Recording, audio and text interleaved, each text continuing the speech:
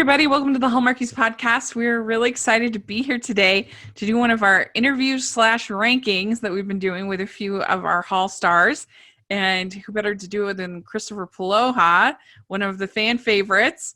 And I'm film critic Rachel Wagner, and Anna's here. Hey, everybody. Yes. And Chris, thank you so much for coming on and doing this. You're welcome, Rachel. Yeah. So how have you been? You know what? We have been sort of surviving and thriving during this time of COVID. We were on lockdown in Los Angeles, California in the middle of March. I was filming a pretty cool movie in February. It got shut down, but I got to be honest with you, my life is about to resume. I leave on June 29th to continue filming. And in the meantime, I was on during quarantine. I just kind of got bored and busy. And I ended up writing a children's book entitled How Are You Loved, which is currently being illustrated. And we're going to talk about how to, I've got an agent that's looking to get it published. And so I think that will hit the market next year. And then I also joined up with a writer named Anna Gomez, who she and I are coming up with a series of romance novels. Yeah, I read that. Yeah, the Kona book series.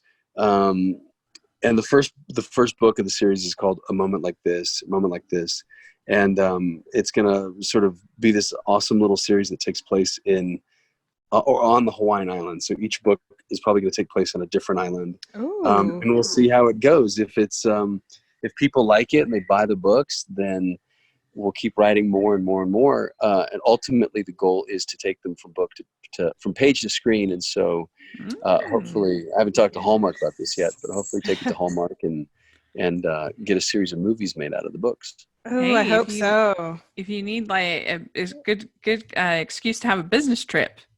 It is a very good excuse. Yeah. Rachel and Anne will have to come to Hawaii. Yes. Oh my gosh, I would die. I'll tell you what.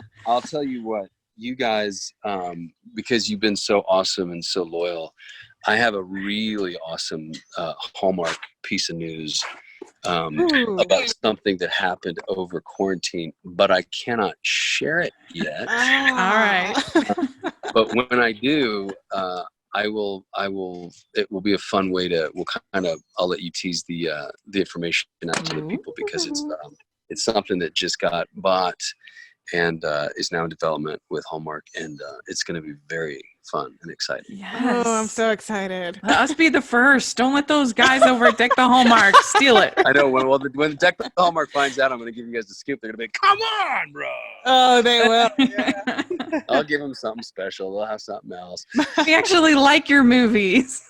Yes, we Like do. them. See, Dan, you should have liked. Yeah, that's right. Yes. Oh, well, how did you? Have you always been interested in writing, or did this just kind of? Yeah. You know what? The writing aspect of it's always something I've just always done as a part of being an actor. Like I write character history, and I'll write these like little character secrets or backstory. And so I've always written. And it's something that even in college, in high school, I used to write short stories. Like one of my favorite subjects was English. And for every report, I would write a story or a screenplay, or, and I was getting away with that, I graduated in 95. So I think a lot of kids today are given the option of like a creative writing essay or something in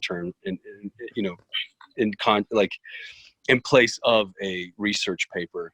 But back in the day, that's just how I operated. I was like, well, what if I write you this really cool story about the time and place, and I use all sorts of specifics. And so it's just something that I've always, but I never considered myself a writer, which is like those people who have a really, they can sing, but they don't consider themselves a singer because they get a little embarrassed or it's a little too fleshy. Yeah. And for whatever reason, acting was always my identity, and it was the thing that everyone accepted me as. And they're like, well, you're an actor, and so you get to go do this. But I've always had a desire to tell stories. And what I didn't know about myself and what I've learned as I've been in the industry and sort of grown up in the industry now is that what I really love doing is pulling together people who have much more talent than I do. So I still don't really consider myself a screenwriter because I think it's a really specific talent that sure, could I write a screenplay? Could I get good at it if I practiced? I'm sure I could. But there are people who are right now ready to go. But what I love doing is bringing those people together, which there's a name for that, and that's called a producer. And so all of a sudden I find that, as I'm sort of launching into the second half of my life, that as much as I love acting, I really love pulling together a team and producing things. And so, again, Hallmark has been such an incredible place to work because I'm producing something with a guy named Mike Larkin, who did Rocky Mountain Christmas with me. And so we have a movie that's going to, be made for summer that's coming out. And then this movie that I'm going to break with you guys, I'm producing, and it's really a lot of fun. So there's a writer being brought on board, and I don't want to direct it, so there'll be a director brought on board. I will be an actor in both of these things, and so Do you have a project that's coming out this summer on Hallmark? Well, it's a summer movie, so it won't be this summer. It'll be next summer. Yeah. Okay. I was gonna say that is a scoop. Exciting. No, that's not. Yeah. So things are, as those stories, mature for different, as they're for different, places. Obviously, the goal would be to produce things across the board on different platforms and for different networks. And I feel like it's sort of the new modern way. That's how it works for me. Like I have the podcast. I'm writing reviews. I'm doing different things. Worked as a consultant for different things. I've done all these different things, and all together it combines together to make enough for. I have a part-time job, and I just feel like that's sort of the modern ways. Everyone has kind of a side hustle. Everyone has. And you kind of make it all work together, but I love it because it keeps things there. I was not happy working in a cubicle 24/7. That was miserable for me. So being able to kind of have sort of your freelancer lifestyle is definitely where I'm at.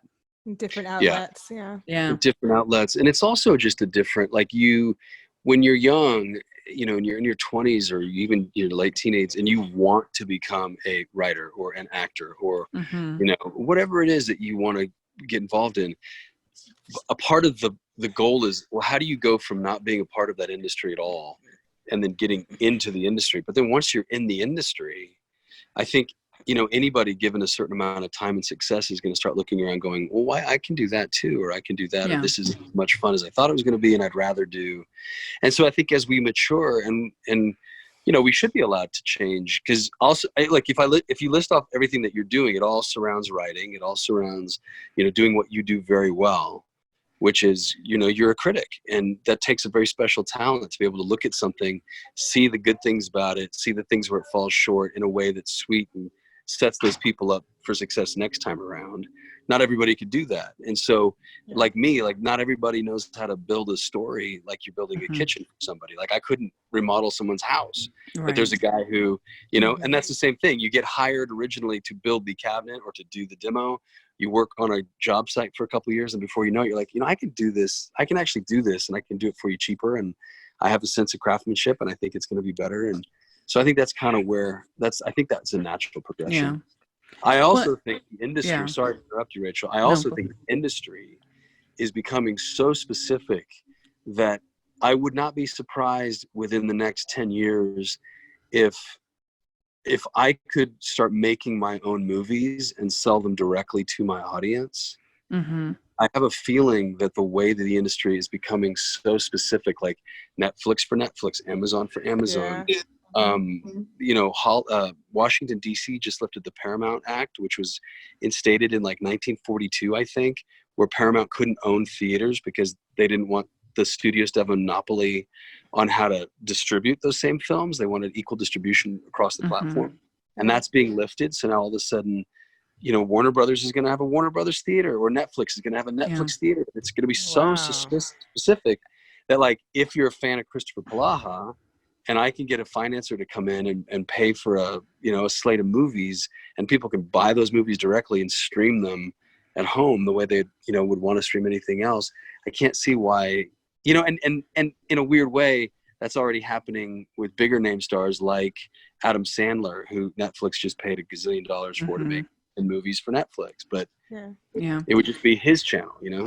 Mm-hmm. Yeah, I think that the whole thing of the like the person who's like the Ford man who works at the Ford, you know, they a lot their whole life, and they're you know, the sort of the company man. I think that's kind of going away, and most people are kind of, I don't know, doing this more sort of hodgepodge kind of thing.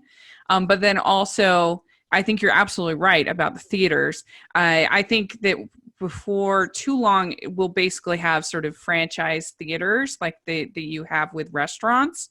And you go to, you know, you go to Pizza Hut to get pizza, you go to McDonald's to get McDonald's. And basically, I mean, it makes sense. Think about it. It would be so fun if you had a Disney theater and you went and you could have Mickey bars. You could have, it could be like a mini little specific, Disney, a little Disneyland Disney experience. park. Yeah. And you know that they would do, like, let's just say for argument's sake, it's Lilo and Stitch. Right. You'd walk into that theater and they would do the entire, so you'd have this experience that you would walk into, and then you're going to be, and then you go into the movie, you come out, there's a gift shop, you buy the merchandise, there's a little cafe. Yeah, and they could even integrate it with Disney Plus. So like, say you're watching Falcon and Winter Soldier on Disney Plus, and then you go to a Captain America movie and they would be, you know, combined. And so I don't know, it's going to be really interesting to see it all pans out, but I'm not against it. And if you're an Amazon Plus member, or if you're a Disney Plus, like elite member or whatever, you'll get an invite to the premiere where you'll meet the actors and you'll have like a whole experience. Wow. And they'll probably put the actors on so that they go across the country, so that if you're in Nashville, you could do it. If you're in Utah, you can meet them. You know what I mean? Like, it really is going to become so, like, because how else do you get people to go to theaters anymore versus just being in streaming? I know. Exactly. I'm worried about it. You have to have an experience to draw them. I think you're totally right. Yeah. I've been covering you need to find I've been covering the reopenings for our theaters here in Utah, partly just to kind of help them out.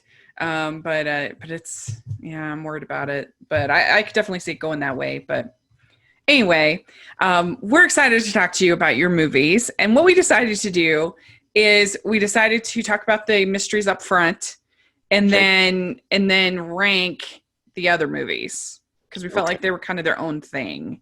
Okay. So playing Travis in Mystery 101, what has that been like for you as an actor? You've had this kind of, it's basically like a series, like a television series, as opposed to doing these individual movies, and you know, getting to work with Jill and everything like that. And what has that experience been like for you?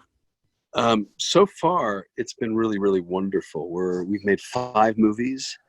I know, and I don't think this is letting the cat out of the bag, we have 3 scripts ready to go, so that when court is lifted, that we'll be able to sort of get right back into the swing of things, or back on the saddle, and make a few more for the people who've been really, truly loyal and fervent fans of this series, this anthology.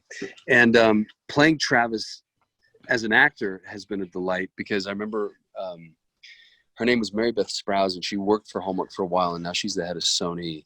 Sony has a sort of a faith series branch now, and she's actually heading that, which is kind of cool. And it's actually very cool.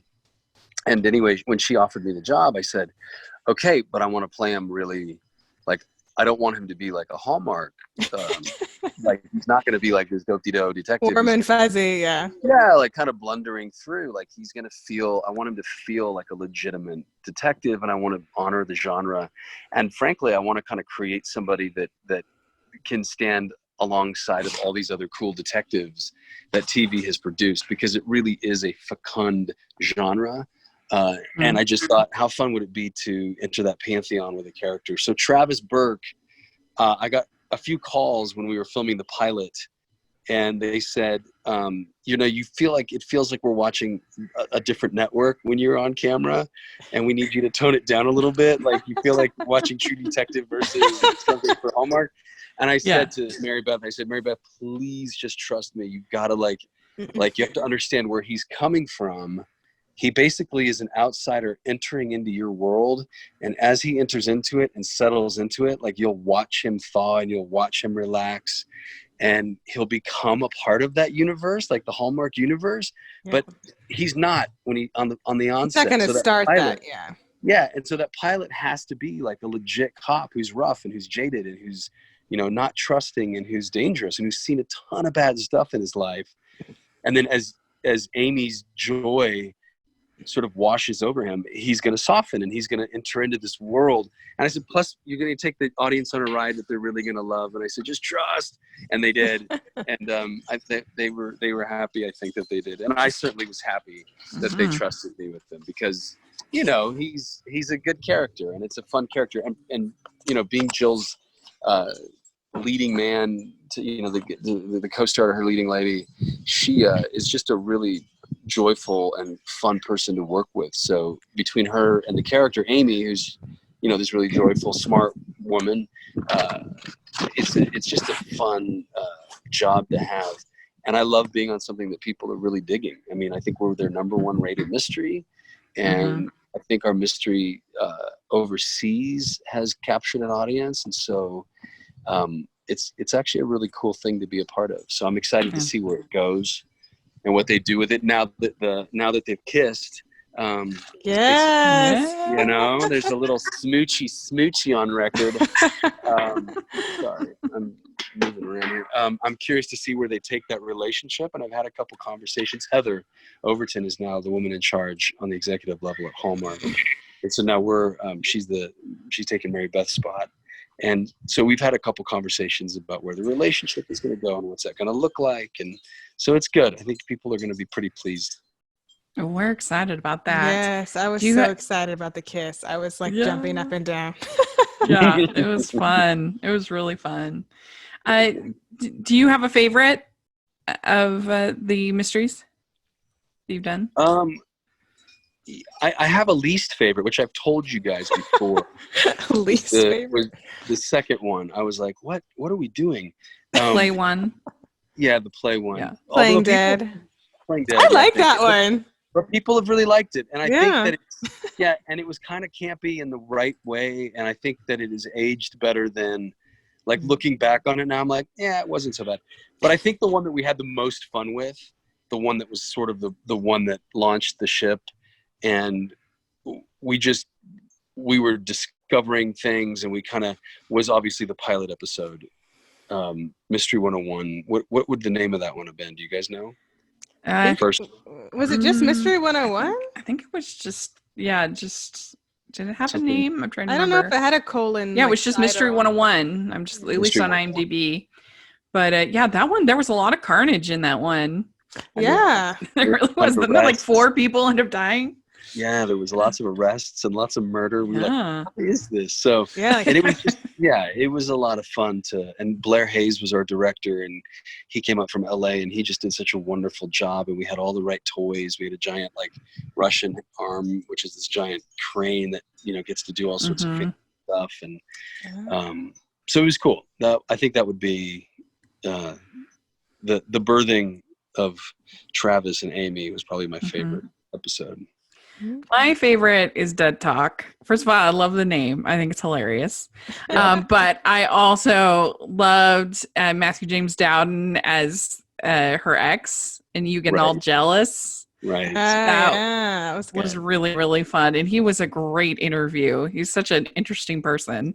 He's had a crazy life. He's a magician. He can pull a rabbit out of a hat. He's been a lawyer. He's been a magician. He's from England. Like, he's just really. Did he tell you that he performed a trick for Prince Harry? I think I remember something like that. Yeah, he was awesome, and I liked him in the role too. He was fun, and I kind of wish they would bring him back, because I thought that was a fun dynamic of you getting jealous. It was definitely. And wearing a tux, and everybody was like working all fancy, and that was nice. Like something different too. And Jill was a boss doing a TED Talk. That was awesome. It was fun. She got to crush it. You know, the thing that was smart about that episode was that they took us out of Garrison, which took away my authority, and it took away that dynamic of like I'm the detective and she's not. And now we were both on equal footing. And so we were truly like teamed up, which I thought it's better for our dynamic, because instead of me being like, hey, stop, it's like, yeah, it's the yes and versus hold on a second.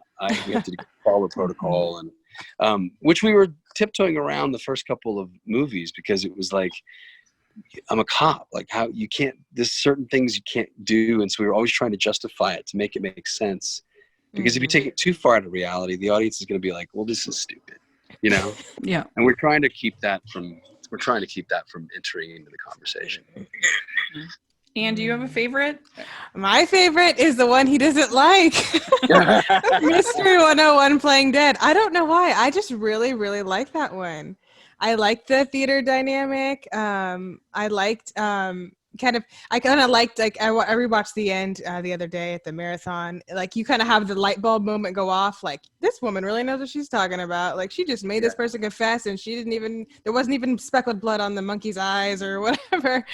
And I thought you guys had good banter in that one too. It was kind of after the first one, you're still like icy towards her, but you're kind of like starting to thaw like a teeny bit. And I don't know, I just really like it. You liked it. Good. No, I know. And that's the thing. I think it aged better than when we filmed it. We were like, I think Jill and I were like, wait a minute, what the heck is, and we had all these expectations about what the second one would be like, which were met, I think, in the third. And then we both just calmed down and started enjoying the ride, which is always a smart thing to do. Yes. Well, let's get started with the rankings. So we have 6 movies, and I know this will sound patronizing, but I really do actually enjoy all 6 of these movies. It's not just because you're a guest on this podcast. I like all. I would give a pretty good score to all 6. So don't be offended by which one's the lowest. Yes, please. Yeah, please don't. It was really, like, honestly, like, really hard. Like, I say this and I'm like 100% honest. There's like 2 Hallmark guys that my husband actually knows who they are and can picture them when I talk about them with one name. And you're one of those people. So I genuinely like all of these movies a lot. So it's very hard to rank them. And I have to say also for me, I just like Christmas movies better. Yeah, that's hard to rank non-Christmas and non-Christmas movies. Yeah. So and for me to put a non-Christmas movie over a Christmas movie. Right, and there's 2 that aren't Christmas movies in this list. Yes, exactly. So this is hard. So I can tell which ones are going to be at the bottom of your list. So you'll understand my methodology. So my number 6 is Dater's Handbook. And so what I really like about this movie is Meghan Markle and I are the same ethnicities. That's really cool to be able to see a leading lady that looks like me. That's my favorite thing about it. And I thought you and her had great chemistry.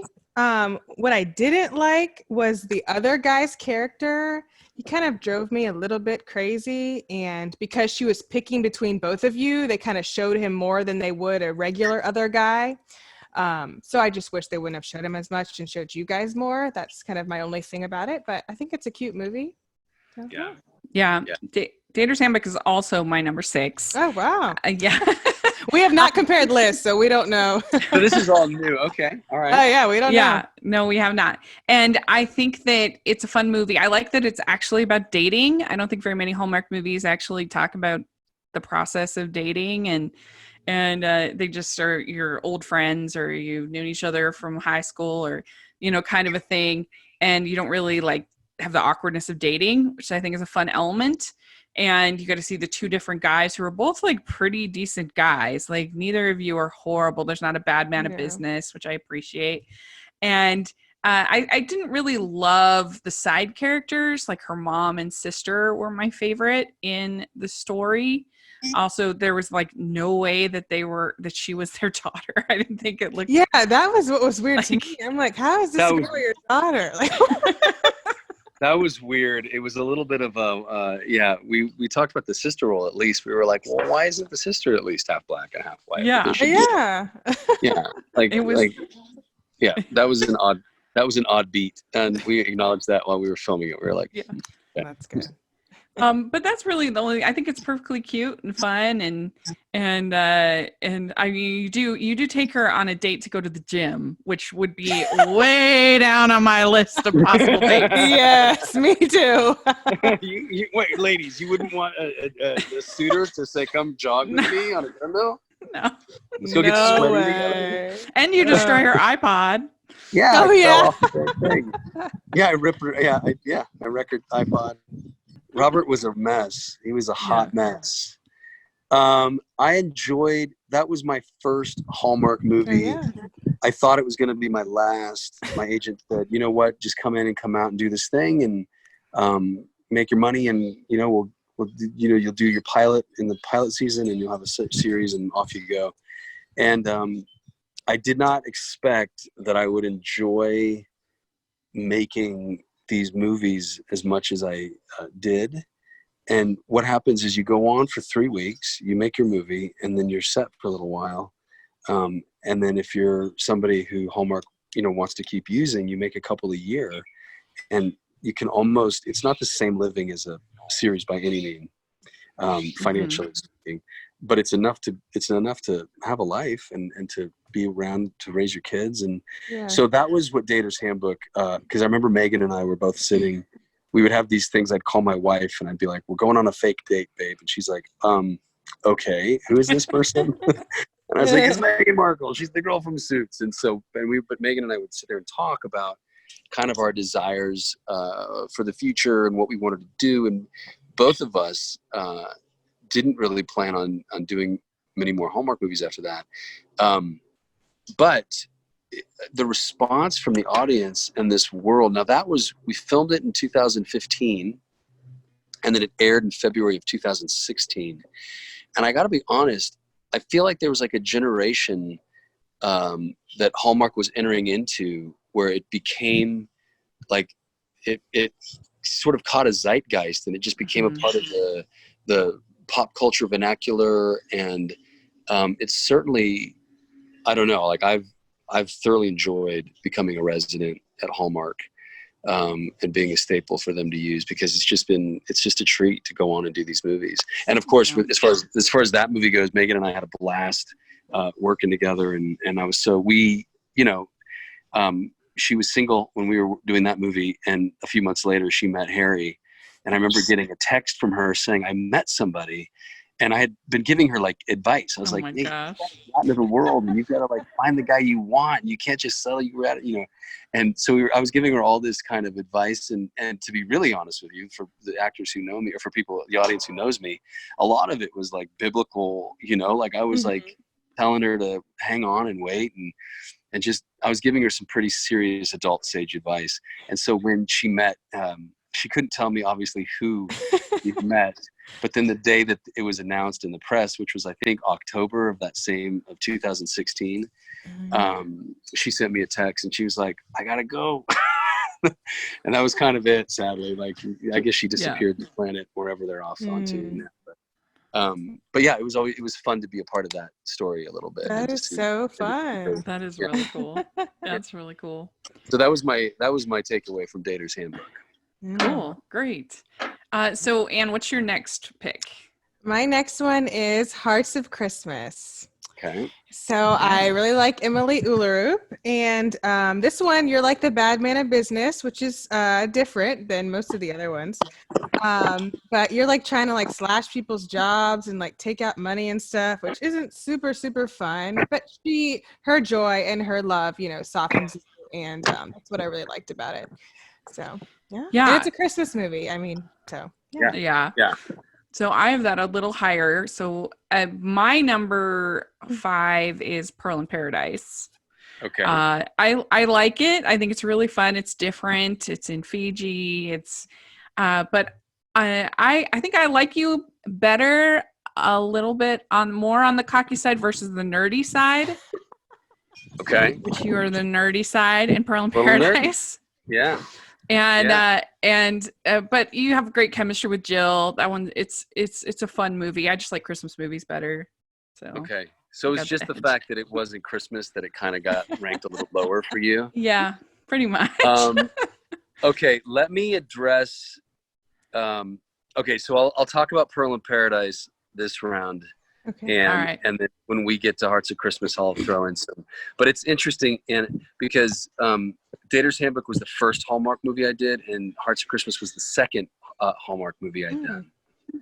And I remember doing Hearts of Christmas and getting a call from the executives, and they're like, for your third one, we'd like you to do more what you did in Dater's Handbook and not so much what you did in Hearts of Christmas. They're like, we didn't really like you as well. And I was like, well, I was playing a bad guy. Like, the role was like, You Yeah. commit to the I was dark like- and the bad. yeah, I was like, he was George Clooney and Up in the Air. What was that movie? Yeah, Where yeah, oh, he yeah. would Yeah. go around and slash jobs. I'm like, he was really good at kinda- firing people. I kind of liked that you were a nice man of business. Like, I mean, you were a bad man of business, but a reformed bad man of business. Yeah, I mean, he had a bad job, but a heart of gold. Yeah. I liked but- it. I thought it Okay. was refreshing. Okay, well then we'll talk about Hearts of Christmas and we'll get to Pearl in Paradise when it hits Handbook. So Okay. Hearts of Christmas, the other thing, so Amelia Ullerup, her father worked for the, she's from, I guess she's Denmark, so she's Danish. Yeah. And her father worked for the Danish royal family. And so for the two Hallmark movies I'd done at that point, royalty was a part of both of them, which was Oh wow. really weird. Like, is there some kind of thing, because it's Crown Media? Oh And yeah. so all of a sudden Yeah. I thought that you had to somehow be affiliated with European Oh, royalty that's funny. to stay working on the network. And then she taught me how to say Merry Christmas in Danish, which I still remember. It's Glædelig Jul. Oh. Yeah. And then the other kind of cool, Sharon Lawrence obviously was in that movie. She's Yeah. a rock star and an amazing actor. And Monica Mitchell directed it. And Monica Mitchell from Independent Film World, and she's a really incredible director. She's American, but she lives in Canada now. And do you guys remember the Netflix Christmas movie about the prince? Mm-hmm. Mm-hmm. The night that goes back, like that jumps to the Oh future? yeah. Oh, yeah, yeah. Vanessa Hudgens movie. Mm-hmm. Vanessa Hudgens. Yeah, she directed that. Okay. Oh, okay. Cool. And fun so movie. yeah, and so she said something to me that was really interesting, because my whole agenda at that point had been, so I don't know if you guys know my career before Hallmark movies, but I had done 7 series on television. Yeah. I had done a show called North Shore on Fox, and then I did Life Unexpected on the CW, and this other show called Valentine, and then Ringer with Sarah Michelle Gellar, and Made in Jersey, and then I was on Baxter, and I was burnt out. Like I was like commuting, from Canada back home and only seeing my kids on the weekends, and it was awful. Like, it was a terrible sort of existence, even though the money is fantastic, and but it was one of those things where just the price of admission wasn't worth it anymore. Right. And so one of my goals was to make independent movies. And so I'd written this script, which was really intense and dramatic and heavy, and someone dies in the end kind of deal. And I remember meeting Monica Mitchell, and she says, I absolutely have faith that one day you will produce and direct your own movies. And she's like, but in the meantime, how many people are going to go see an independent film? Like, how many, if you go and do all this work, and it's going to take you about 3 years of your life, how many people are going to go see that movie? And I was like, oh. She's like, maybe you'll make $1 million, which equates to about, I think if you do the box office numbers, $1 million is like 10,000 people. What is 10? Oh, wow. Yeah, I mean, think about maybe it's 100,000 people will see your movie if you make. I mean, it's interesting to start seeing how many people go see a movie based on the box office revenue versus how many people watch television.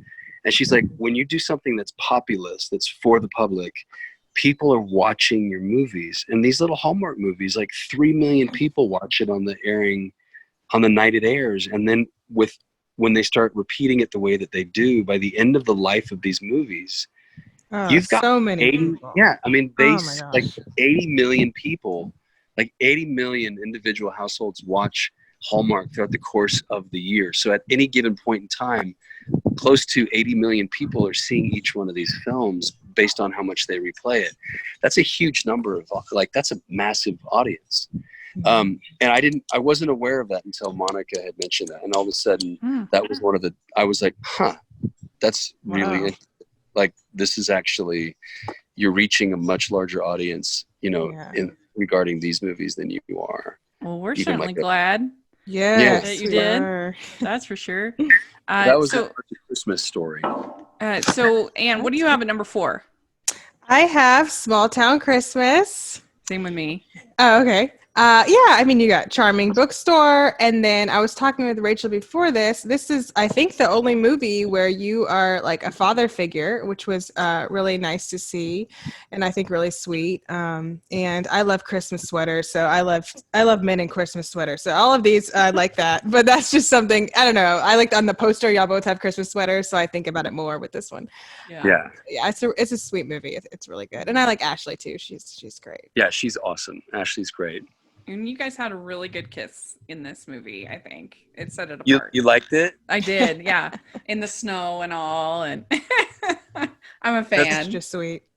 Yeah, it was cute, and yeah, the interactions with your daughter, with your niece, I guess it was. Yeah. In the story was really good, and yeah, otherwise there's just a heartwarming little Christmas movie. I liked you doing the whole Jimmy Stewart thing. It worked for me. Yeah. How about the line, did you know they can milk almonds? Haley? I didn't know they can milk an almond. When he asked for almond milk. Yeah. A little improv. McLean Nelson was the director of that, who's a great guy. His wife, Claire, she's also a director. They're like a little power team. And Ashley was fantastic to work with in that movie. And yeah, I got to do Jimmy Stewart. I think I told you guys the story. If not, I could tell it here again. I remember when I got the script, all I could hear was Jimmy Stewart. And so I told my agent, and I said, yeah, I got the offer. And they were like, do you want to do it? And I said, I'll tell you what, if they let me do Jimmy Stewart, I'm in 100%. And he laughed. He was like, ha, ha, ha.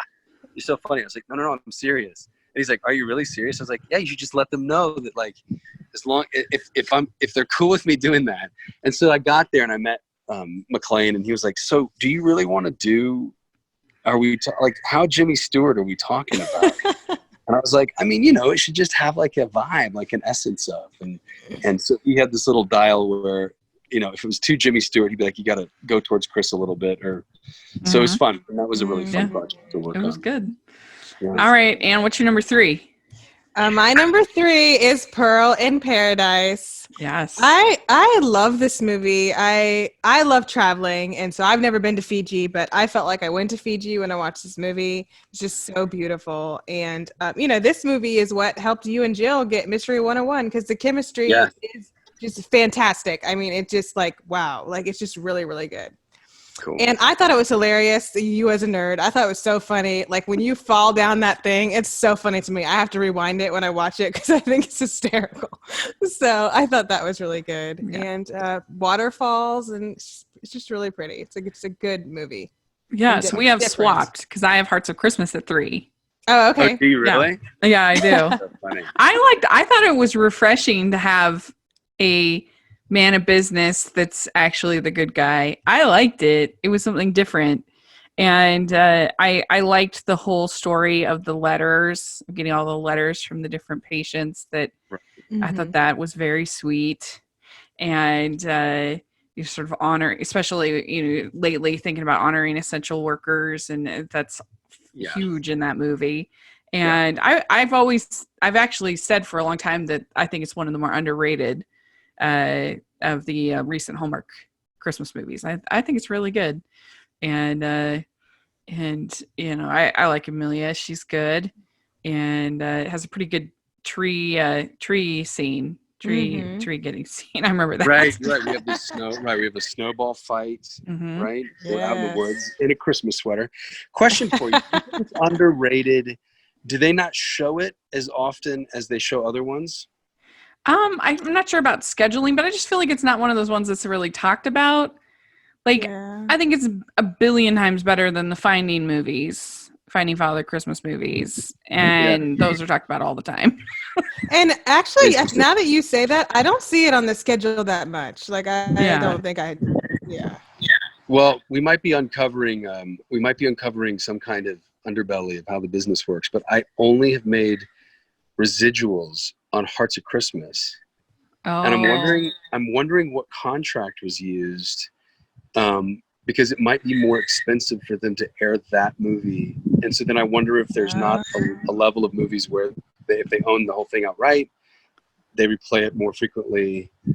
I would love to know all the behind the scenes I and would stuff like that. because that makes sense. A lot of times we feel like they play the same movies over and over, and maybe that's why, because it costs them more to play the other movies that they never show. So that might be a part of it. That might be interesting. Okay.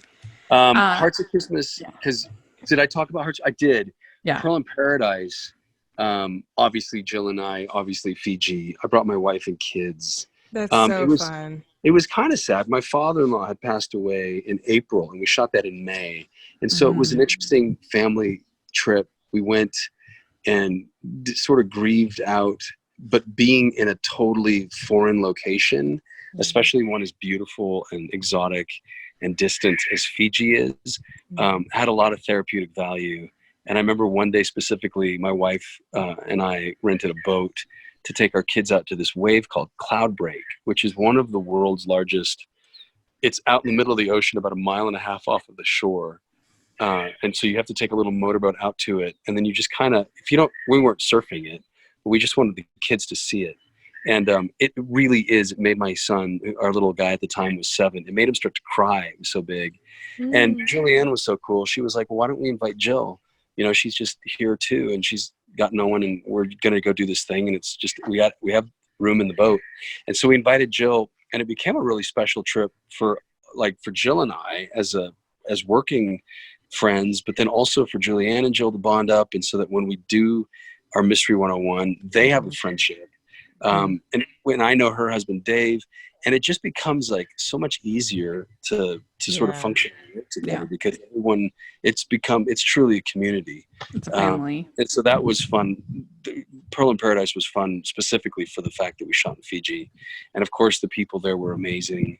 And that scene where I dropped off a lip of a mountain. So that was me falling onto I did actually just jump off a thing, but then a stuntman tumbled down for me. Okay. And then I landed it. At the end, I kind of rolled down and landed it. And when I landed, there were these centipedes that must have been 1.5 feet long. I mean, it was like God. weird. Everything was alive in Fiji, on the land and in the sea. Yeah. Oh man, that's funny. So Anne, what's your number 2? My number 2 is Double Holiday. Oh, we're gonna have the same. Oh, okay. Oh, that's awesome. Yes.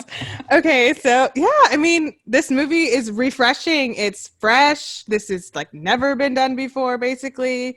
And I don't know that much about Hanukkah because I'm a Christian, and so that was cool. And I thought the mentor thing you'd had going on was really cool. And I don't want to say too much. I'll let Rachel say some stuff about it. No, it's really good. Yeah, I agree. I really liked your whole sort of like putting your feet on her desk and like like I said, I like cocky Polaha better than nerdy Polaha. And I just feel like you were from the very beginning. You were trying to get her attention, and it was fun, and you could tell that you had been really into her for a long time as the character. Yes. And so you're basically like, oh, I'll go to your family. Let's meet your family. Let's do it. I'm in. I'm in. That's great. Yeah. I also liked your boss. I thought she was hilarious, though she was like scared of children. Oh yeah. Yeah, that was funny. That made me laugh. Nina's writing was just on point in that.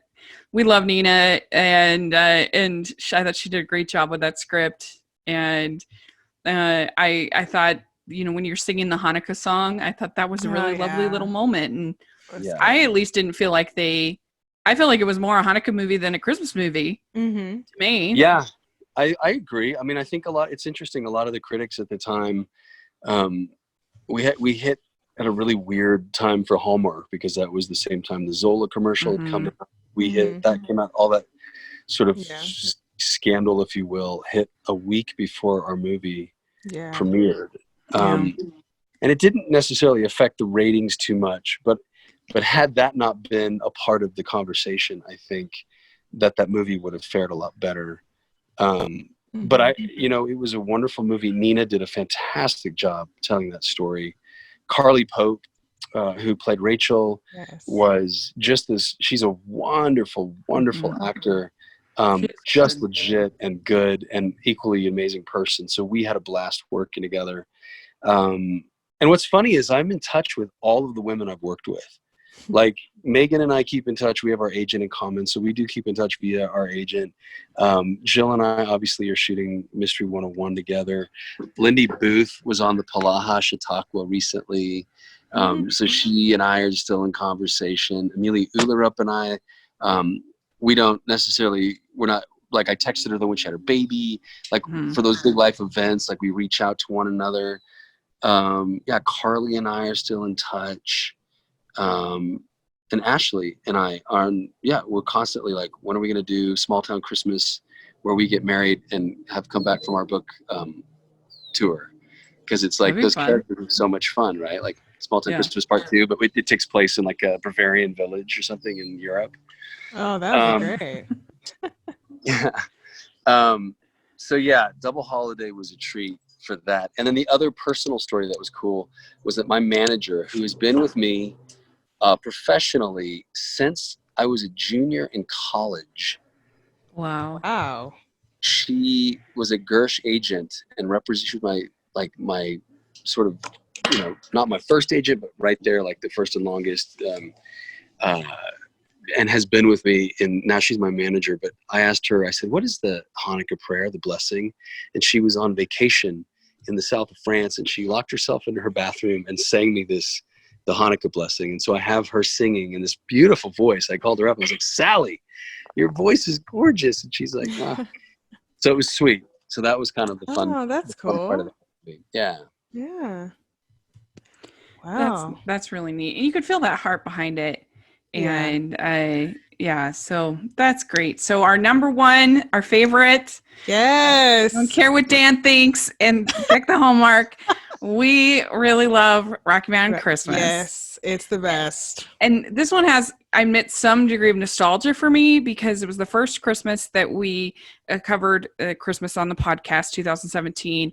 And this was the first movie that I felt like I really kind of defended because the host at the time, Amber, she didn't like it.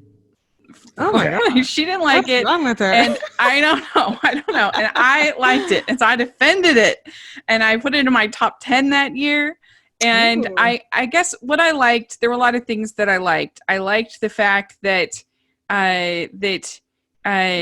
you had this relationship with Treat Williams' character, and particularly that whole scene when he is sitting down talking about his ticket, and how he looks at it, remembers he made the decision to be with his wife, and I loved that scene. I also just loved the ending when it's raining and there's the Christmas parade and the rain, and you're coming up on your steed, and I mean, it was great. I mean, that's what I want in a Christmas movie.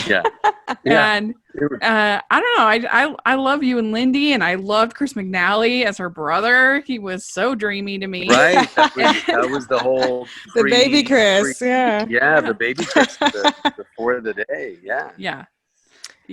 And so I don't know, I just really enjoyed it. It's one I like. So what do you like about it, Anne? I'm a sucker for like celebrity movie star falls for a regular person, because no matter what anybody says, everybody has kind of like had that daydream or thought or whatever. And so the fact that that's the storyline is really cool. And you kind of got the cocky thing going on like Rachel likes, which is good. I mean, I like it too. I think you do it really well. And then, you just it's kind of like a slowly kind of like, start to really see each other and like fall for each other. And I love Treat Williams. He's great. Yeah. And I just loved it. I thought your chemistry with Lindy is great. And I really like Lindy a lot too. I think she's really great. Yeah, she's amazing. But yeah, just a fun, sweet Christmas movie. Like everything you want when you sit down and watch a Christmas movie, that's exactly what it was. And that's winning. Oh, and I love the ending with the colored Christmas trees. Oh, right, where he goes out and decorates all of the Christmas trees. And that was a kiss. That was a big kiss. That was a good kiss. That was a big smooch. Good one. The camera kept rolling, and Lindy at one point was like, should we keep kissing? And I was like, I mean, yes, until they call cut. we were smooching for a while on that one. Yeah.